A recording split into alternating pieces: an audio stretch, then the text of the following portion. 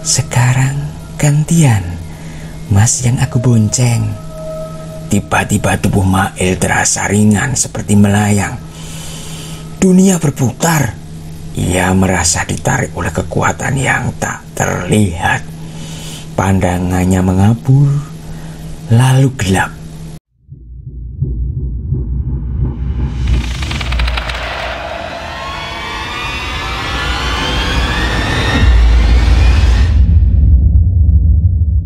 Hai Sobat Irasional dimanapun Anda berada.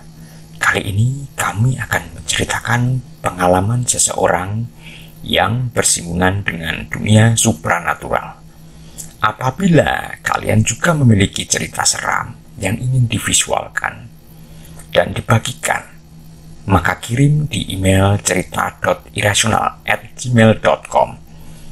Sebelum menyimak cerita ini, jangan lupa klik tombol subscribe untuk berlangganan, like jika Anda suka, dan tulis komentar, atau bagikan link video ini agar channel ini lebih berkembang.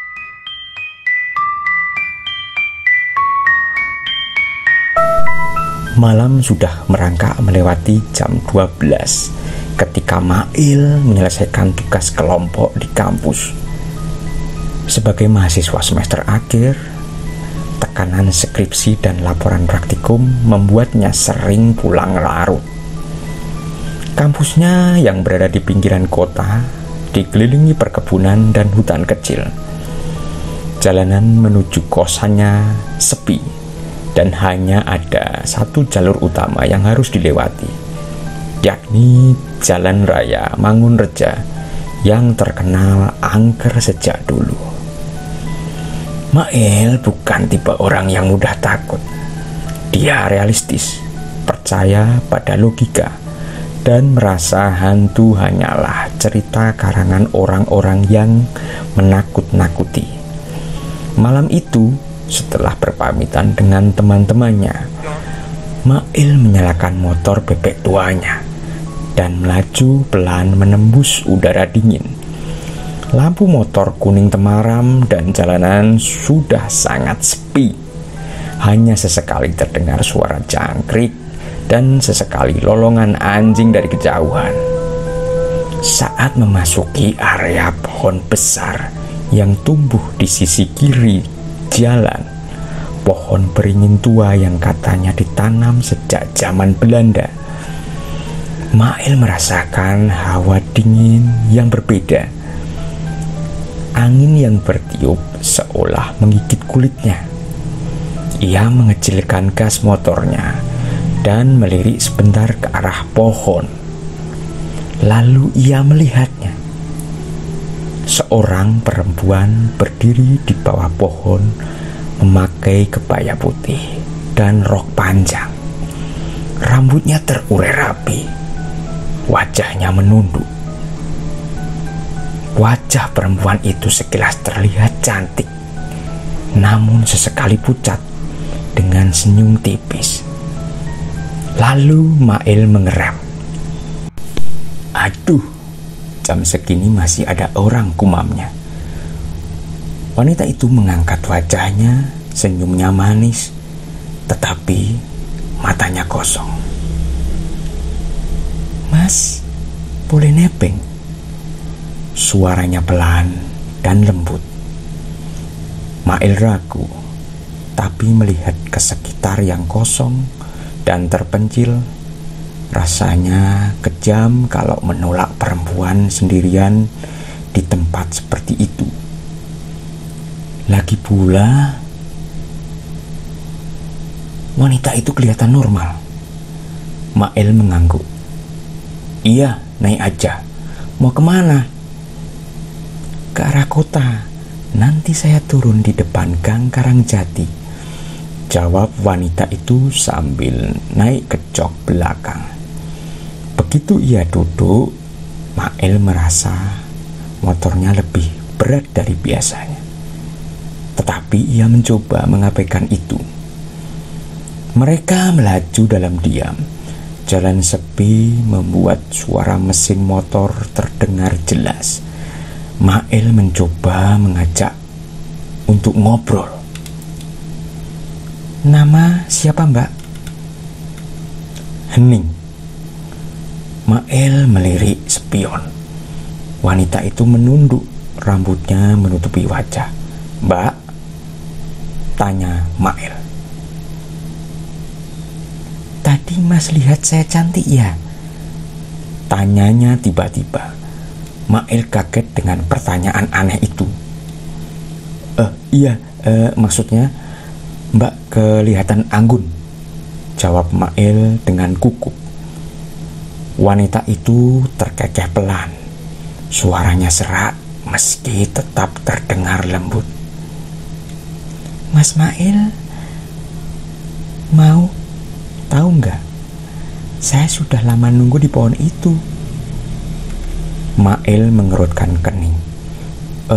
Kok Mbak tahu nama saya? Kaca spion bergetar. Suhu di sekeliling mendadak menurun drastis. Saya tahu semua tentang Mas. Mael makin merinding. Ia mulai merasa ada yang tidak beres. Ia melirik ke spion lagi. Dan ketika ia melihatnya, wajah perempuan itu telah berubah. Mata putih melotot. Kulit wajah penuh luka sobekan. Bibirnya robek sampai ke telinga. Darah menetes dari lubang hidungnya. Rambutnya kini kusut, menjuntai seperti akar pohon yang basah.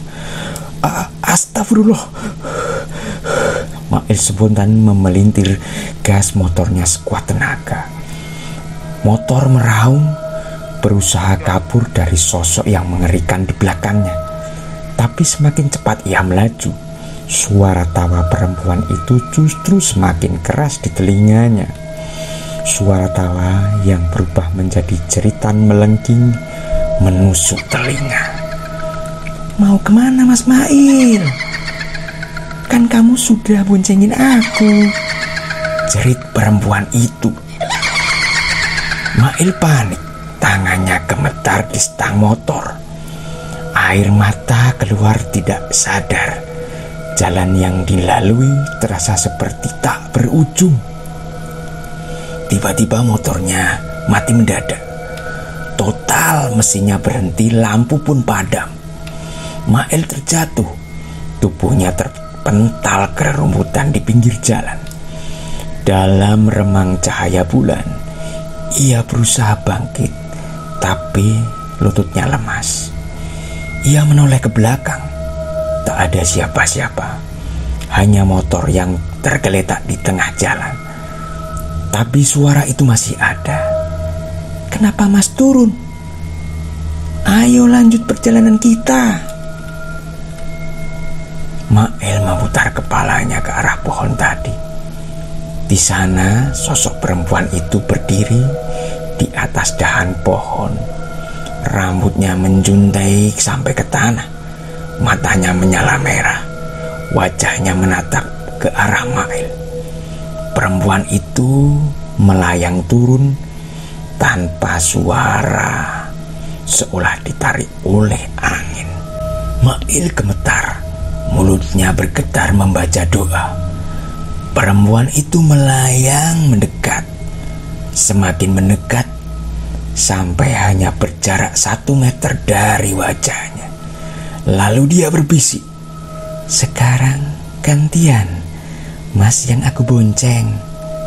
Tiba-tiba tubuh Mael terasa ringan seperti melayang. Dunia berputar. Ia merasa ditarik oleh kekuatan yang tak terlihat. Pandangannya mengabur, lalu gelap.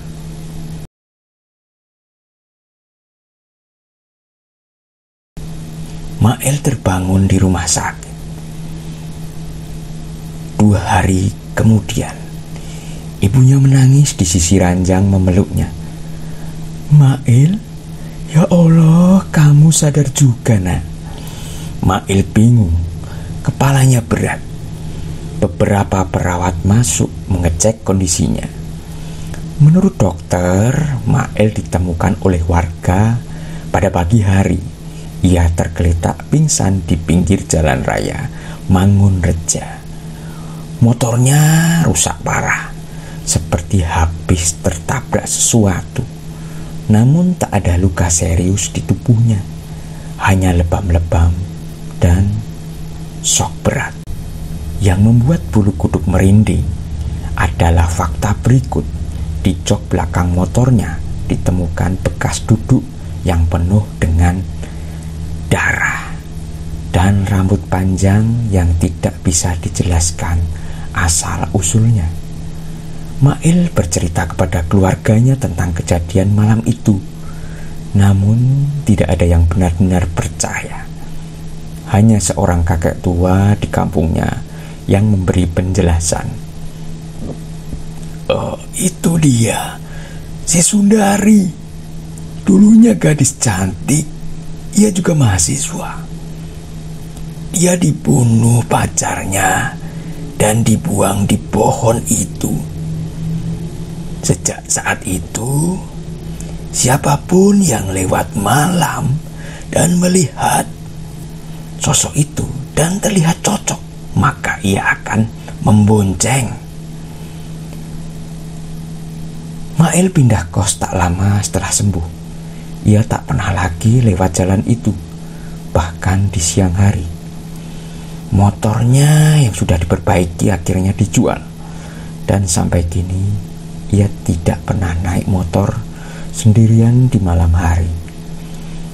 Namun cerita Mail menyebar ke teman-teman kampus. Beberapa mengaku pernah melihat perempuan berkebaya berdiri di bawah pohon yang sangat besar itu. Ada yang bilang ia menangis, ada yang bilang ia tersenyum, ada yang bilang ia tertawa terbahak-bahak. Dan beberapa dari mereka ada yang tidak pernah pulang ke rumah. Sampai sekian dulu cerita kami. Jangan lupa klik tombol subscribe, like, share, dan komen agar channel ini semakin berkembang. Keyakinan tanpa diuji, maka Anda tidak akan tahu seberapa besar keyakinan yang ada pada diri Anda. Salam irasional.